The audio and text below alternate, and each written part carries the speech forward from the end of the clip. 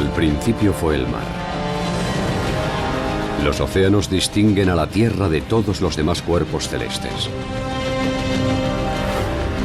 Sin ellos, nuestro planeta solo sería una roca más en la infinidad, sin plantas, animales, ni seres humanos.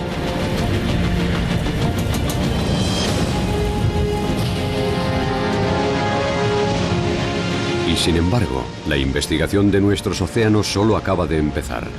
Muchos fenómenos siguen siendo un misterio para la ciencia. ¿Cómo formaron los océanos nuestro planeta durante miles de millones de años? ¿Y cómo funcionan en la actualidad? Frank Setsin explora la amplitud y la profundidad de los océanos. Este es el universo verdaderamente desconocido.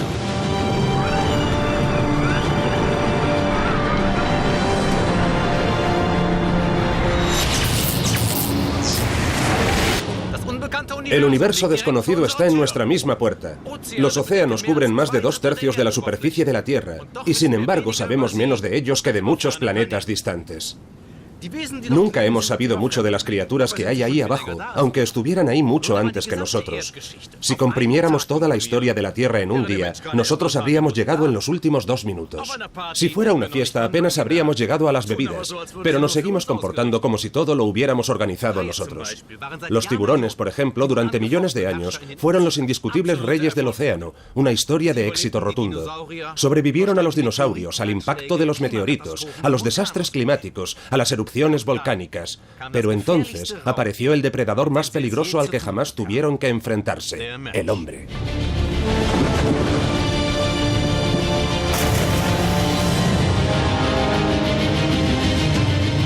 El universo oceánico, segunda parte.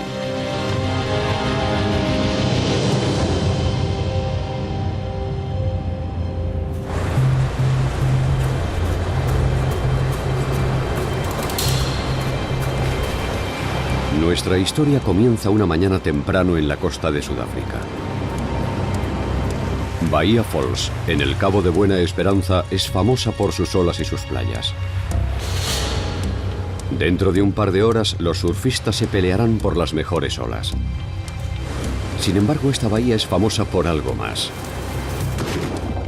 los grandes tiburones blancos. Esta joven está nadando en una de las aguas más infestadas de tiburones del mundo.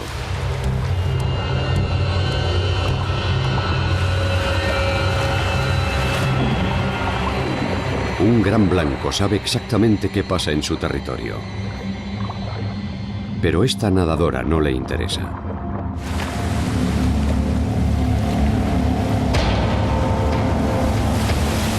En el invierno sudafricano, las aguas de la bahía están concurridas. Su multitud de nutrientes y peces atrae a tiburones de todas partes. Pocas zonas costeras se mantienen tan virginales y albergan tantas especies como Bahía Falls. Y los animales atraen a los biólogos que los estudian. La joven que tomaba su baño matinal no estaba cansada de vivir. Quizás Alison Koch no presintiese al tiburón, pero no se habría preocupado de haberlo hecho. Lleva años descifrando los secretos del gran blanco. Y no hay mejor lugar para hacerlo que aquí.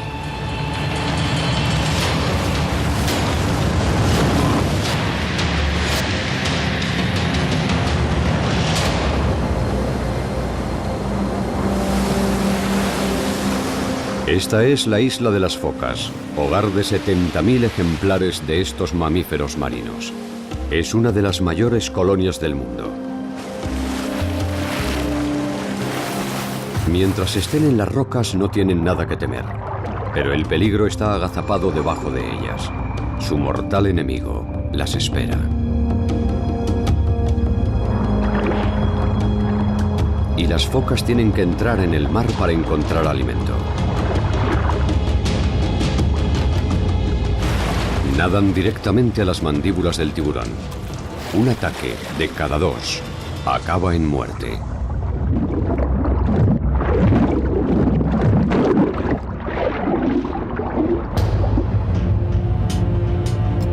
Ningún Ningún otro animal está ligado a tantos mitos y leyendas terribles.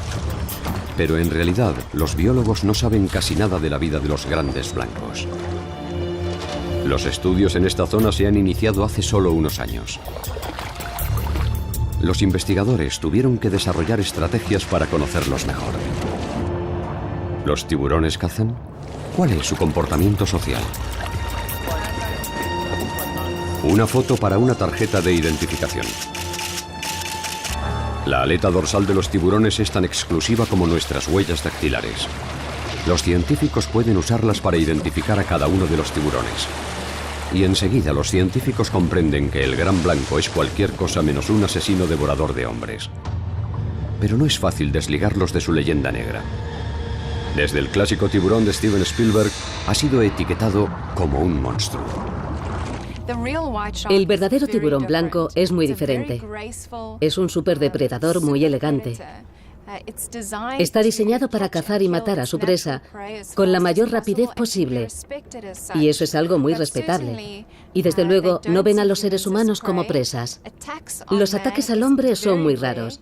Y definitivamente no se merecen la mala reputación que tienen. Allison espera que su investigación rehabilite la imagen del tiburón. No está disparando un arpón mortal, sino marcadores acústicos.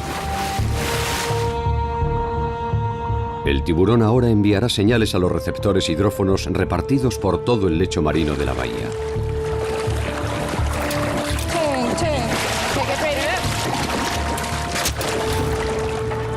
El patrón de sus movimientos demuestra a Allison que los tiburones son criaturas sociales.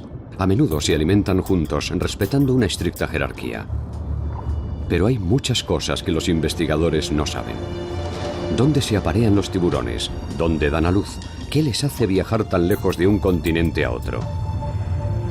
Una hembra de tiburón sorprendió a los científicos. En solo 9 meses, Nicole nadó de Sudáfrica a Australia y vuelta, una distancia de 20.000 kilómetros. La observación por satélite mostró que los tiburones se mueven en rutas regulares. Y parece que hay incluso zonas de descanso al lado de las superautopistas de los tiburones. Hay un punto en el centro del Océano Pacífico en el que se reúnen en gran número con regularidad. Los investigadores han llamado a este lugar el Café del Tiburón Blanco.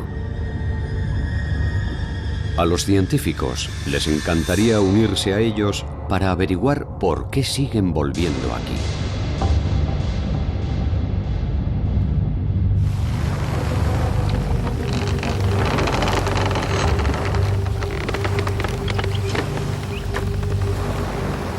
Al observar a estos elegantes animales, ¿quién podría adivinar que existen hace más de 400 millones de años? Nos remontamos al periodo devónico, al 5.º día de la creación en el sentido bíblico. Sus ancestros desarrollaron un apetito muy saludable. Los tiburones se cuentan entre las pocas especies que nunca han dejado de estar de moda. En el siglo XXI aún nos dan un buen espectáculo. Pero antes los mayores cazadores comenzaron siendo pequeños. El cladoselache, por ejemplo, uno de los prototipos del devónico, era un nadador muy rápido que cazaba peces pequeños en los bajíos y sencillamente se los tragaba de un bocado.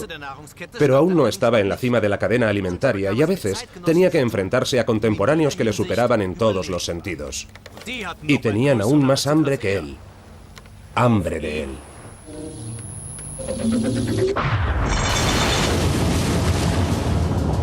El parecido es indiscutible. El cladoselache es un ancestro remoto del gran blanco. De 1 metro de longitud, es uno de los mayores peces del océano antiguo. Su ascenso evolutivo acaba de empezar. Todavía no es el amo de los mares. Está este otro. El Dunkleosteus blindado. De más de 10 metros de longitud, es la mayor criatura viviente de aquellos tiempos.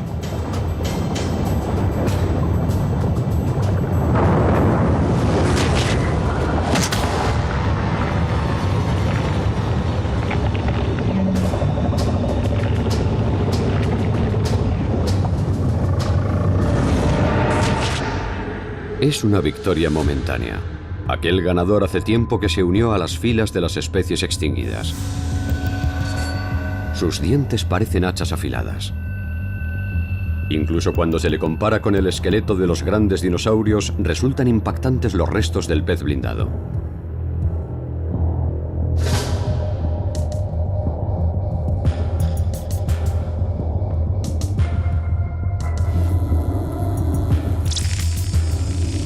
Las enormes mandíbulas del Dunkleosteus atacarían con enorme fuerza y velocidad, pero el ataque lo iniciaría con su musculosa cola.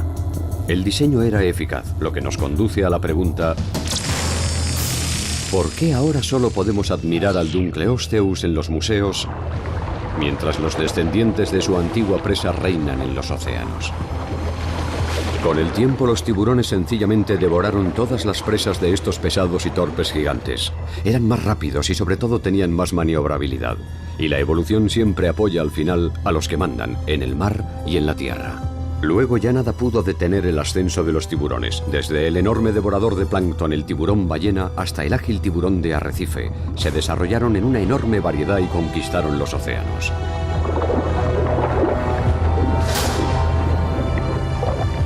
Los tiburones martillo son una de las especies más exóticas. La insólita forma de su cabeza no es un capricho de la naturaleza. Es sumamente provechosa para divisar y perseguir a su presa.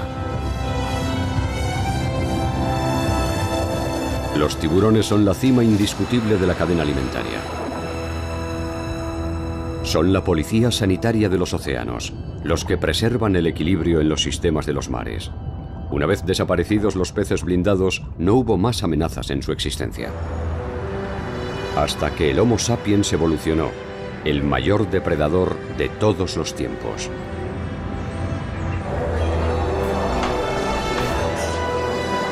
En una boda china el dinero no importa, solo lo mejor es lo bastante bueno. Y lo mejor incluye una exquisitez muy especial: sopa de aleta de tiburón. Se le atribuyen un gran número de propiedades mágicas. Es un afrodisíaco. Se dice que aumenta la potencia masculina. Si supieran cómo se cazan, quizá perdieran el apetito. Los tiburones no abandonan sus aletas voluntariamente. Se las cortan, a menudo mientras el tiburón aún respira. Porque solo la aleta vale dinero. Y mucho. Un kilo de aletas puede alcanzar $4.000 en el mercado asiático. No es extraño que pescadores y contrabandistas lleguen a cualquier extremo para apropiarse de ellas. El resto del cuerpo ya inútil se hunde en el fondo sin vida, pero aún no ha muerto. Llaman a esto aletar. Muchos países lo han ilegalizado, pero el suministro no ha disminuido. Flotas enteras vuelven a puerto con las bodegas llenas de aletas. 200 millones de tiburones mueren cada año así. El cazador se ha convertido en el cazado. Muchas especies de tiburón están en vías de extinción. Esto es algo desconocido en el reino animal. Ningún depredador extermina a su presa. Incluso el terrible Dunkleosteus solo atacaba cuando tenía hambre.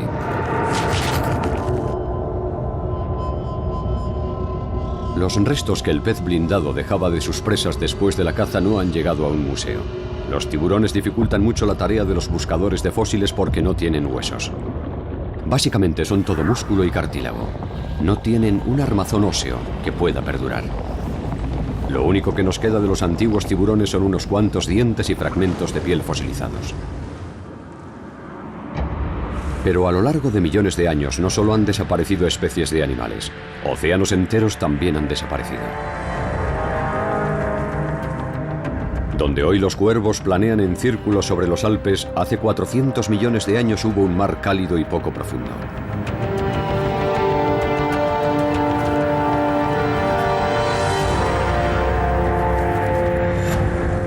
Estas praderas alpinas estaban cerca del Ecuador frente a las costas de África.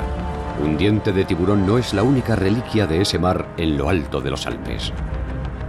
Arrecifes coralinos de más de 1000 metros de espesor, piedra caliza de las profundidades e innumerables fósiles son testigos del pasado marítimo de la gran cadena montañosa.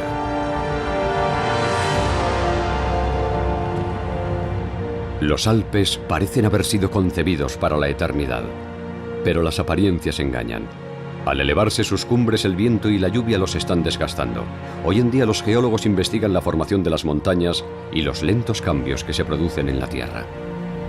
Hace 100 años, tales sugerencias eran consideradas una herejía. El punto de vista aceptado era que los continentes y las montañas fueron creados por Dios y nunca cambiaban. 6 de enero de 1912. En la reunión anual de la Sociedad Geológica en Frankfurt, Alfred Wegener se propone acabar con esta certeza. Por favor. Wegener, meteorólogo, es completamente consciente de que ha entrado en la madriguera de los leones. Magníficos, respetables, honorables profesores. Quiero hacer una primera tentativa en describir las formas básicas del mando de la Tierra. Esto es, las placas continentales y las cuencas oceánicas, por medio de un solo principio comprensible, el de la movilidad horizontal de las superficies continentales. Lo que Wegener acababa de decir contradecía todo aquello en lo que su público creía. Con un gesto de la mano había demolido su estructura mental. Un buen día miró el mapa del mundo con ojos nuevos. Le pareció que los contornos de Sudamérica y África de algún modo se correspondían. Wegener dedujo que los continentes no podían haber sido creados en posiciones fijas en el globo. No era un secreto que especies idénticas habían sido encontradas en distintos continentes. Por ejemplo, los marsupiales en Sudamérica y en Australia. La solución había que buscarla en los puentes terrestres. Uno de ellos debió de unir Sudamérica y África. Otro se extendería a través del Atlántico Norte. Al subir los niveles del mar, los puentes terrestres desaparecieron en los océanos. Eso estaba claro y aceptado. ¿Pero moverse los continentes? Las ideas de Wegener eran muy perturbadoras para su auditorio. Pronto se extendió el rumor de que no era geólogo sino meteorólogo, un humilde hombre del tiempo. La imagen que ahora debemos tener de nuestro mundo es nueva y en algunos sentidos paradójica. Wegener tuvo la misma acogida de tantos otros científicos que vinieron con ideas revolucionarias. A la ciencia no le interesa la verdad. Se trata solo de un juego de intereses personales para lograr prestigio. Los profesores de renombre no están de humor para cambiar de opinión. Seguirán fieles a su teoría de la contracción, según la cual la Tierra se contrajo con el paso del tiempo como una manzana arrugada. Alfred Wegener sugiere la idea contraria, la de la deriva continental. Cuando los principios fundamentales estén establecidos, los eruditos no tendrán dificultades para poner en orden los errores. Doctor Wegener, lo siento, pero tengo que pedirle que lo deje aquí. Fue un fiasco. Era fácil burlarse de la teoría de Wegener porque ni él ni nadie podían explicar qué fuerza movía los continentes. Quedó en manos de expediciones posteriores proporcionar la prueba que faltaba. El 16 de agosto de 1925 el Meteor zarpó iniciando la famosa expedición atlántica alemana. El viaje duraría 2 años. El objetivo, tomar medidas sistemáticas del océano. Entre otras cosas, tenía que identificar los puentes terrestres que una vez habían conectado los continentes. Buscaron en vano durante meses y no encontraron rastro de los puentes.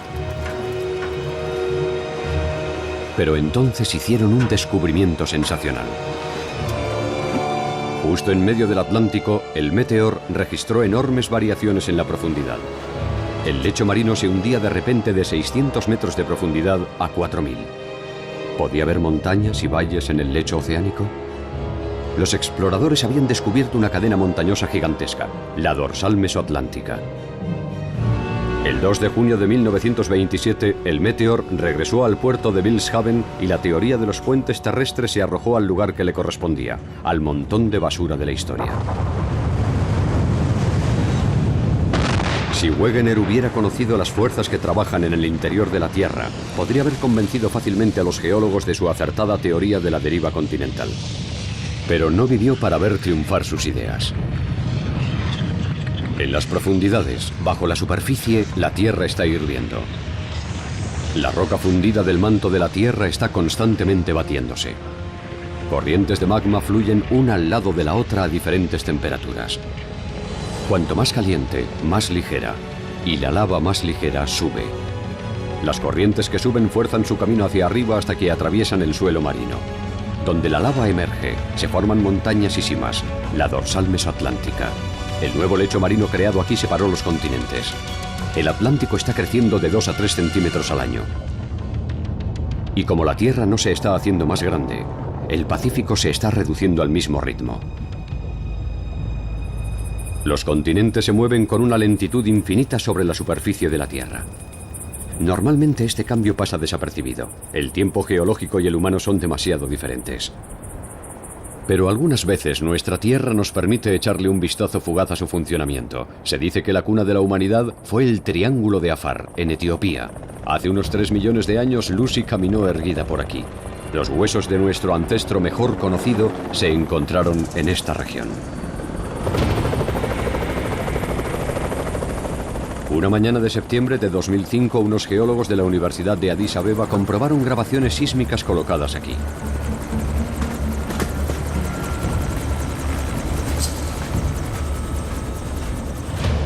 Esta región había estado en observación durante años. Desde un punto de vista geológico, el Triángulo de Afar es uno de los grandes lugares de construcción de nuestro planeta. Hay temblores de tierra constantes. Esa es una razón por la que se han descubierto tantos fósiles espectaculares. Seguramente esta era una misión rutinaria. Pero en los siguientes minutos, estos hombres tendrían una experiencia inolvidable.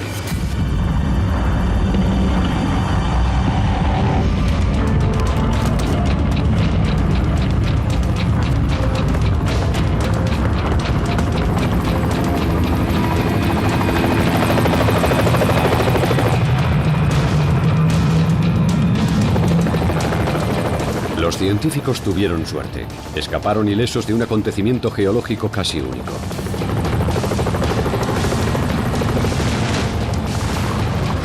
La Tierra se abrió a lo largo de 500 metros como una cremallera gigantesca.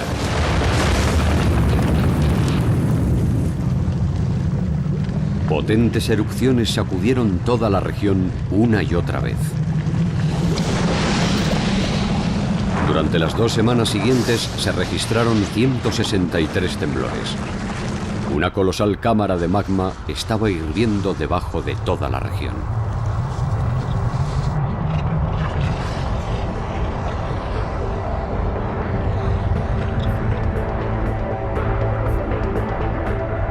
Los volcanes cercanos, Dabahú y Gabó, erupcionaron. En un mes, se había abierto una sima de 4 metros entre las placas tectónicas de Arabia y África. En algunos lugares el suelo del desierto se hundió hasta 100 metros. Una vez recuperados de la primera impresión, los geólogos comprendieron que estaban presenciando algo extraordinario. Estaban presenciando el nacimiento de un océano.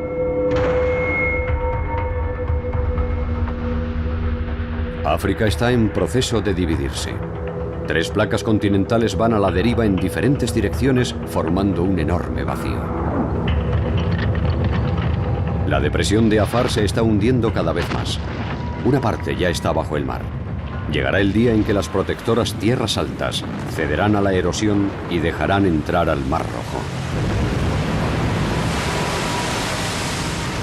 Cantidades inimaginables de agua caerán en la depresión.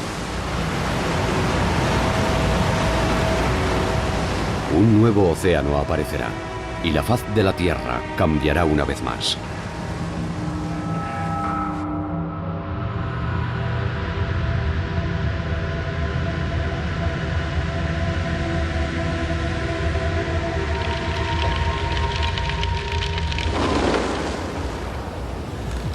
En la actualidad es un desierto. En unos cuantos millones de años podría estar lleno de vida. En este nuevo océano, los tiburones también podrían tener una buena oportunidad para marcar el ritmo. Después de todo, estaban allí en el nacimiento de Tetis, el Atlántico y el Mediterráneo y tuvieron mucho éxito en ellos. Una conjunción de características extraordinarias hace de los tiburones los cazadores perfectos. Su sentido del olfato es excepcional. Pueden olfatear la sangre diluida en agua en una proporción de 1000 millones y localizar a una presa a cientos de metros de distancia. ¿No me creen? Echen un vistazo a esto.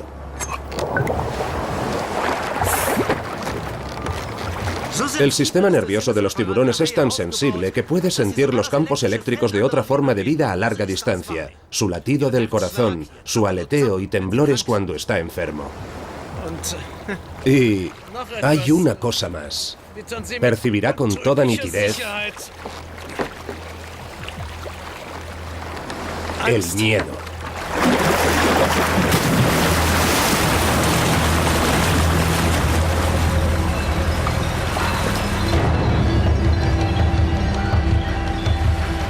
Miedo es lo último que Alison Koch necesita cuando bucea frente a un barco para observar a los tiburones en su elemento.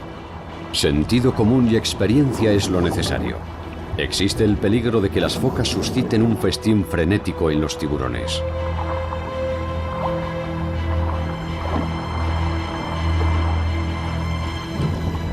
Alison se siente aliviada de que las focas se mantengan lejos. Pasados unos minutos, el primer tiburón, una hembra de 4 metros, establece contacto. Si los buceadores estuvieran detrás de las rejas en una jaula de acero, serían un cuerpo extraño en el mundo del tiburón, y estos se comportarían de forma muy distinta. Alison necesita bucear en libertad para observar cómo se comunican los tiburones. Al no emitir sonidos, su lenguaje corporal se convierte en algo de extrema importancia. Alison observa que los tiburones dan vueltas alrededor unos de otros y luego nadan en paralelo unos con otros. Los científicos creen que este es su modo de establecer la jerarquía. Lo que Alison y su equipo hacen aquí no está exento de riesgo. Cuando un tiburón abre sus mandíbulas, es un gesto amenazador. Es una señal de que más te vale tomarle en serio. Alison enseguida advierte el temperamento de cada individuo. Algunos son curiosos y juguetones, otros son cuidadosos, contenidos. Sin una dilatada experiencia con los grandes blancos, una inmersión como esta sería una locura. Es un poco como acercarse a una manada de leones en el Serengeti. Más te vale saber lo que estás haciendo.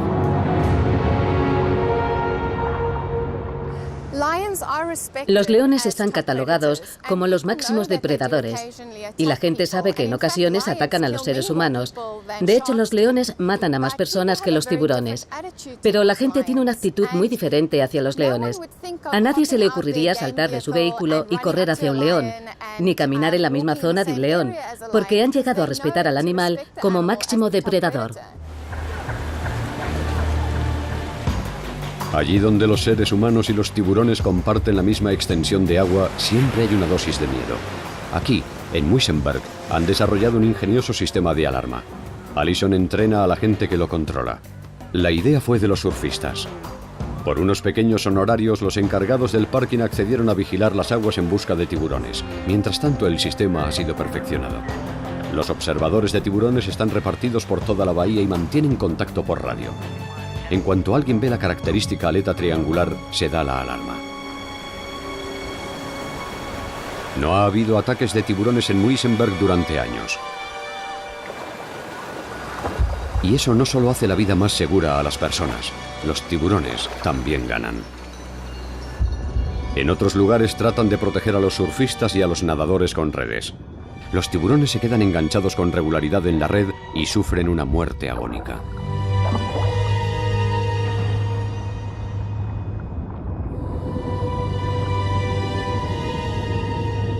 Mientras las consideremos bestias sedientas de sangre y los matemos por miedo o por beneficiarnos, las perspectivas para el gran blanco y sus primos parecen bastante sombrías. Por supuesto, los tiburones nunca van a abrazarnos, traernos un bastón o cuidar de los niños, pero esa no es su tarea. Lo que es seguro es que deberíamos cuidar de ellos en lugar de cazarlos, porque sin ellos nos esperan tiempos muy duros en este planeta.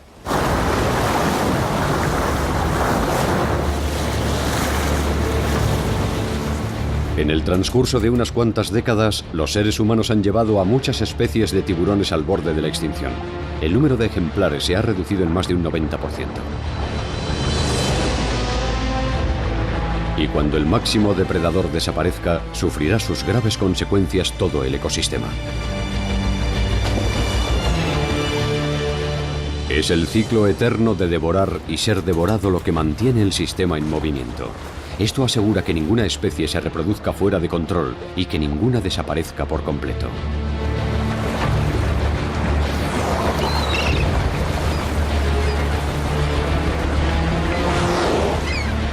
En el eslabón más bajo de la cadena alimentaria está el plancton, una masa de criaturas diminutas. Sin ellas no funcionaría nada. El krill, por ejemplo, una colorida colección de minúsculos crustáceos, es el alimento básico de las grandes criaturas de los océanos.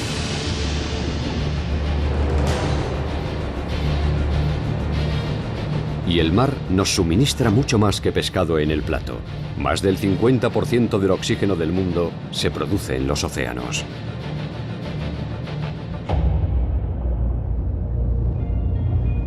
Los científicos están modelando mares enteros con superordenadores para predecir su futuro desarrollo, pero algunos elementos importantes aún están completamente inexplorados. Por ejemplo, el misterioso bosque de kelp, la selva tropical del océano, aún oculta vastos números de especies sin descubrir. Frente a las costas de Sudáfrica, Alison Koch acaba de empezar a estudiar una especie de tiburón que parece ser una reliquia de otra era. Su forma se asemeja a la del antiguo Cladoselache. Durante semanas, Alison ha estado buceando en el bosque de kelp. Quiere saber por qué el tiburón gato pardo se reúne aquí en tan gran número. Ya ha contado más de 150 individuos. Otras especies de tiburones evitan esta jungla confusa. Alison conjetura que se aparean en el medio ambiente protegido del kelp y también paren aquí. Pero nadie ha conseguido aún observar tal comportamiento.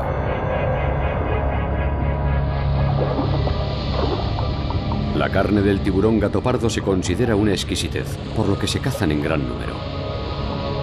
Pero sabemos tan poco de ellos que ni siquiera tenemos la certeza de que se trate de una especie amenazada.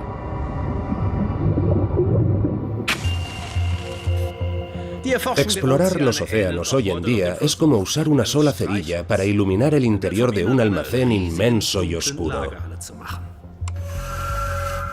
Además, los mares están en constante cambio.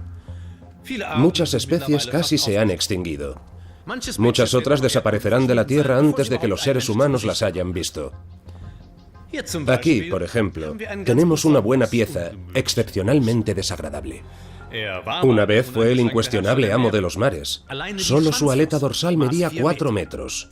Todo él pesaba 10 toneladas y se comía ballenas para desayunar. Una máquina de luchar por excelencia.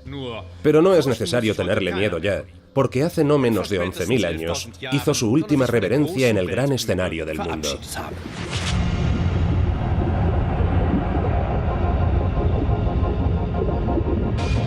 Este es Megalodon, el mayor tiburón de todos los tiempos. Pero este gigante está cansado y hambriento. Durante semanas no ha atrapado ni matado nada.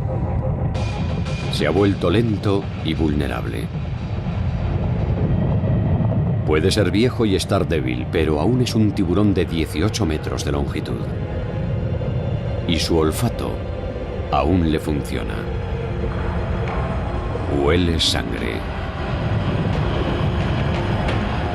Pero el grupo local está aquí, y esta vez los grandes blancos no ceden el paso al megalodón. Contraataca con furia.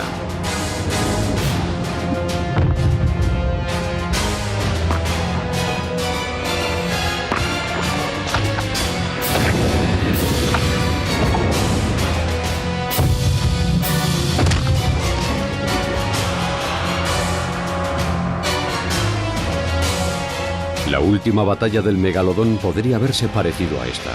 Su propia especie fue, al menos en parte, responsable de su extinción.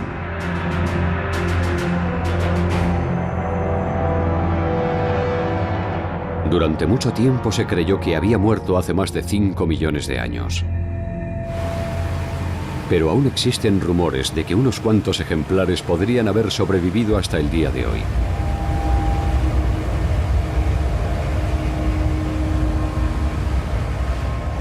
Las últimas investigaciones demuestran que se extinguieron hace más de 10.000 años. Hay muchas razones para creerlo.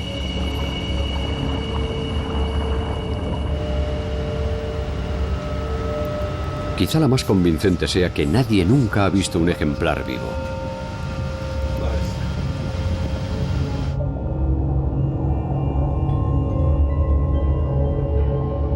Pero en los océanos hay un dicho: si está en la oscuridad, no lo ves. Y porque tú no lo veas, ¿no existe? Esa es una conclusión cuestionable y más de una vez ha resultado ser incierta. Espero que sea como dices. Que no exageres. He cancelado 2 citas. El 22 de diciembre de 1938, en el puerto de East London, en Sudáfrica, llamaron a Marjorie Courtney Latimer para que viera un descubrimiento extraordinario. Dígame, capitán, ¿qué tiene para ofrecerme? La directora del Museo de East London no lamentaría su viaje a los muelles.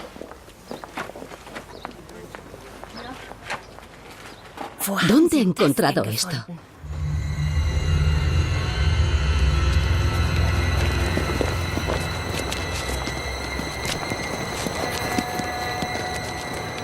Tome. Lléveselo al profesor Smith en Grahamstown. Inmediatamente. Y asegúrese de que esté siempre cubierto de hielo. Marjorie Latimer tiene una idea de qué es esto, pero no se atreve a creerlo.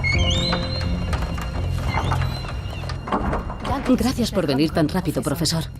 No hay de qué.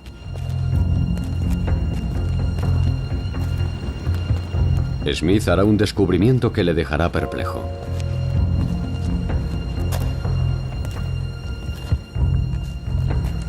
No me habría asombrado más si me hubiera cruzado con un dinosaurio por la calle, escribió Smith más tarde.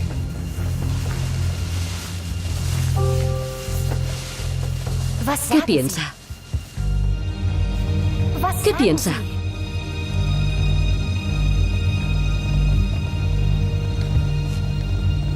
$60 millones de años.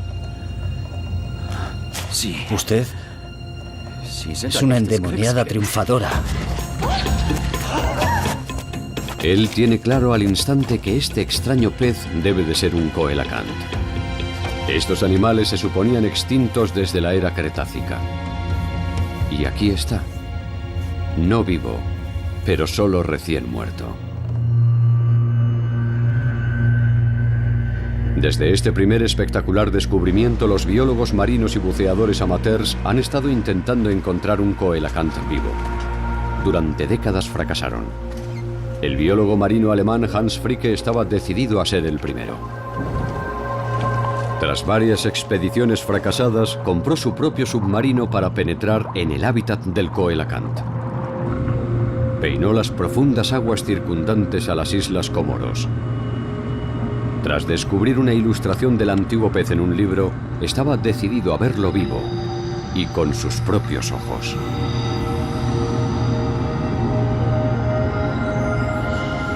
Y por fin consiguió lo que nadie había conseguido antes que él.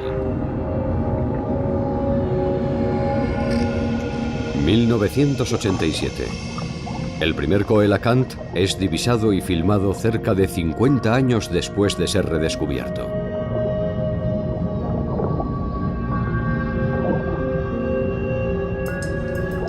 Para los biólogos evolutivos, este es un golpe de suerte increíble.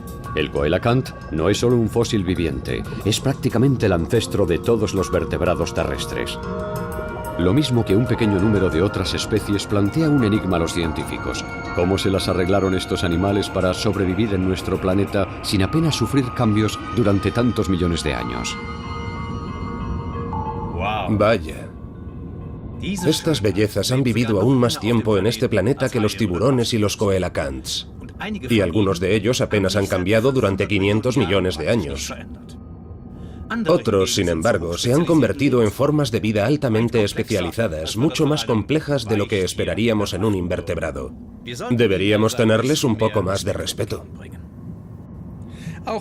Aunque su principal tarea parezca consistir en arruinarnos las vacaciones, a veces con resultados dolorosos. Recientemente han saltado a los titulares. La gente incluso está hablando de la era de las medusas. ¿Se apoderarán las medusas del mundo? No, no teman. No llegaremos a eso. Pero eso no significa que no debamos preocuparnos. Las costas de Irlanda del Norte parecen pacíficas. Una naturaleza tranquila hasta donde alcanza la vista. Pero de hecho aquí está floreciendo una nueva industria. Las granjas de peces marinos. Esta agua de mar rica en nutrientes es perfectamente adecuada para la acuicultura. Hay incluso una granja de salmones orgánicos. Más de 100.000 salmones producidos en jaulas gigantescas. Esta empresa vende sus peces en todo el mundo.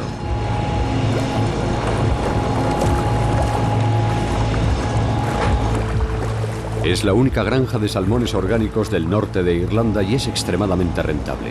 O lo era, hasta que algo pasó en otoño de 2007.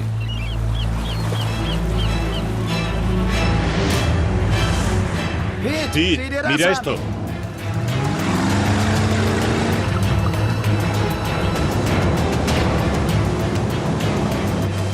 Nunca habían visto nada parecido.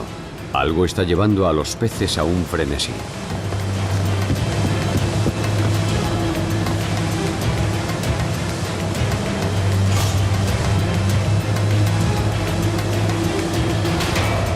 Es como si el agua estuviera electrificada.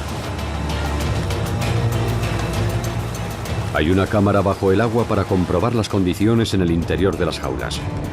Y por fin descubren la causa del problema. Millones, quizá miles de millones de medusas. Entran más y más a través de las mallas de las redes.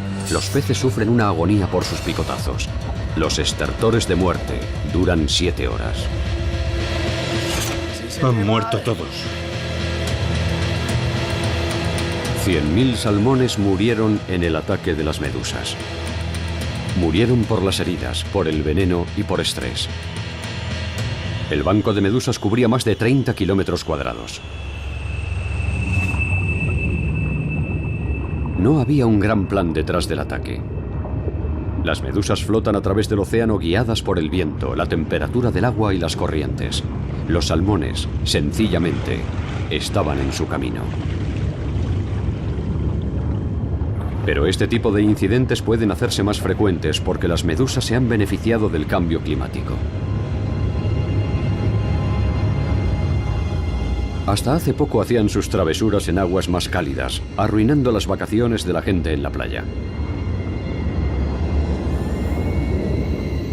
Pero hace ya unos cuantos años, las medusas han ido penetrando cada vez más al norte, ayudadas por el aumento de las temperaturas.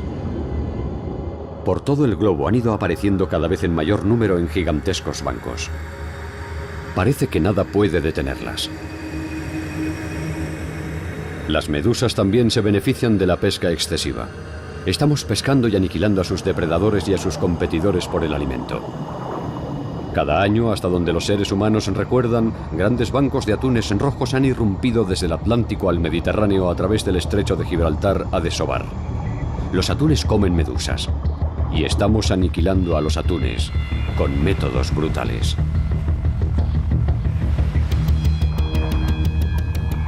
No hay límites para el saqueo del Mediterráneo, la mayor parte de él ilegal. Barcos pesqueros de vanguardia con tecnología vía satélite y sistemas de radar modernos localizan los últimos bancos de atunes, no dejándoles ni una oportunidad. Incluso aviones buscan a los atunes, aunque eso es estrictamente ilegal. Los pesqueros de arrastre de Francia, Italia, Grecia, Argelia y otros países han llevado a los atunes rojos al borde de la extinción. Incluso una moratoria temporal impuesta por la Unión Europea ha sido inútil. La pesca ilegal continúa.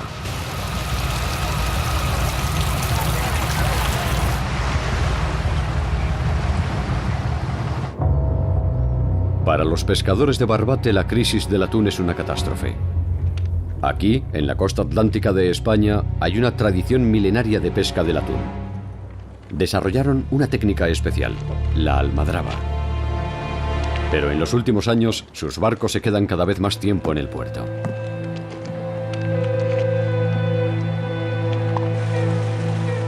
Los antiguos fenicios fueron los primeros en pescar atunes. Los griegos y los romanos copiaron la tradición, creando un enorme laberinto de redes flotantes bajo el agua. El atún finalmente es obligado a entrar en el copo, la última cámara de la que no se puede escapar. Durante miles de años, las redes rebosaban atunes y la almadraba era celebrada en toda la región. Cada año los compradores de Tokyo Seafood venían a Barbate a comienzos del verano. Este es un atún de calidad para el sushi de primera clase. El 80% de la pesca europea va a Japón. Durante los últimos años, el viaje apenas ha valido la pena. Nadie sabe si vendrán siquiera el próximo año. Una tradición está muriendo en Barbate. Hace solo una década había muchos atunes. Pero los pescadores más jóvenes apenas recuerdan cómo era. La almadrábano es responsable del declive de las capturas. Los conservacionistas están de acuerdo en que este método de pescar atunes es sostenible. Los pescadores de redes flotantes siempre son los primeros en acusar los desastres. Los demás siguen persiguiendo a los peces pensando que todo es perfectamente normal. Pero exactamente, ¿qué es la normalidad? Miren esa ciudad. Hay normalidad allí donde miremos, es la vida diaria. Por otra parte, sabemos que hace un par de generaciones tendría un aspecto muy diferente. Y hubo un día en que aquí no hubo ninguna ciudad. Aquí, sin embargo, nada parece haber cambiado durante millones de años. Todo es como fue siempre. ¿Pero han ido de pesca recientemente? Olvídenlo. Así que, ahora veamos lo que se pensaba que era normal.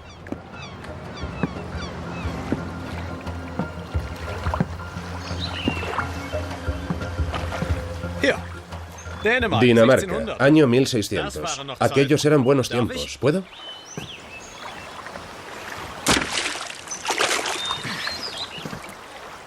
Esto era lo normal en aquellos tiempos. Lo que pasa en nuestro propio tiempo, esas cosas que experimentamos nosotros mismos, es nuestra propia normalidad. Si experimentamos buena pesca como esta, por supuesto echaremos de menos a los peces cuando de pronto ya no estén aquí. Y para nuestros hijos, la normalidad será algo muy diferente también. Muy posiblemente los mares vacíos. Santa Lucía, un paraíso de vacaciones en el sur del Caribe. Pero detrás de la feliz fachada hay problemas. Buceadores, pescadores y operadores turísticos, todos necesitan los arrecifes coralinos. Y en el proceso se interponen en el camino unos de otros. A mediados de los años 90, el conflicto se fue agravando.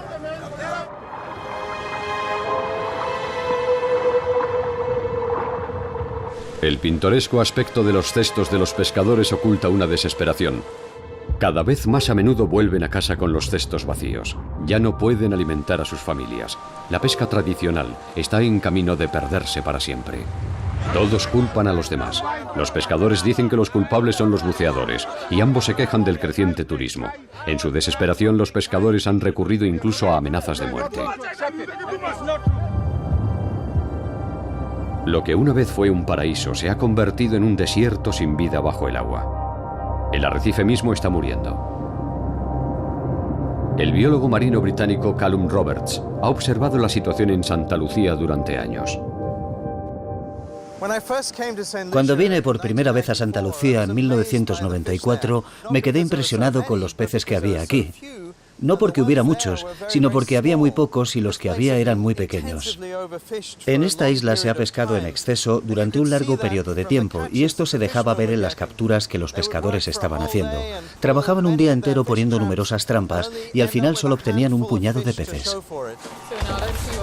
Al deteriorarse la situación, se sentaron finalmente alrededor de una mesa para trazar un plan que pudiera beneficiarles a todos. En algunas zonas se podría bucear pero no pescar. A cambio, los buceadores deberían evitar las zonas de pesca asignadas. Un tercio del arrecife coralino quedaría totalmente sin tocar. Era un buen plan, pero al principio no mejoró nada para los pescadores. Tenían que adentrarse cada vez más lejos en el mar y aún así volvían con las redes vacías. Se sentían impotentes contra la influencia financiera de la industria del turismo. Las zonas protegidas perjudicaban especialmente a los pescadores y la atmósfera empeoró cada vez más. En este clima de desconfianza, las disputas continuaron. Si los distintos grupos se reunían, estallaban las discusiones. Pero se atuvieron al plan y respetaron las zonas protegidas. Y finalmente ocurrió. Las zonas protegidas resultaron ser la solución. Aquí, las existencias de peces podrían recuperarse.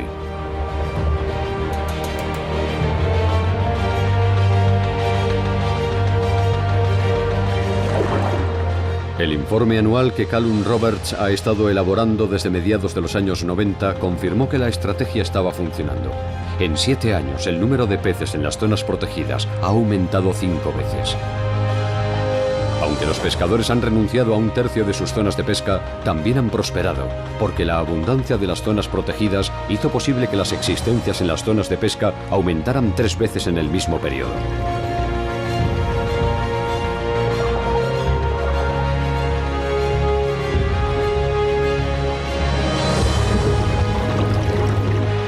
Los estudios de otras regiones confirman estos resultados.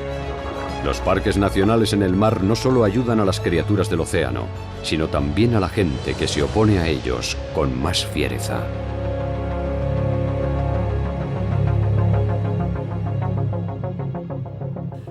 El modelo de Santa Lucía se ha probado en otros lugares con éxito. La Agencia Internacional para la Conservación del Medio Ambiente, por ejemplo, está comprando extensiones del lecho marino y se las está devolviendo con determinadas condiciones a los pescadores. Al principio esto ocasionó disensiones, pero una vez que el concepto ha sido puesto en marcha, los resultados nunca dejan de convencer. Y finalmente se está considerando la posibilidad en Europa. Todo comenzó con la comprensión de que los mares no son un supermercado donde todo el mundo puede ir a abastecerse. Y desde luego no un cubo de basura al que arrojar todos los desperdicios que generamos. Lo que necesitamos son parques nacionales marinos. Ni un 0,5% de la superficie de los océanos está protegida. Ni un 0,5%. Ya es hora de que los protejamos más. ¿Qué ocurrirá en el siguiente programa? Abríguense. Vamos hacia las heladas aguas del norte.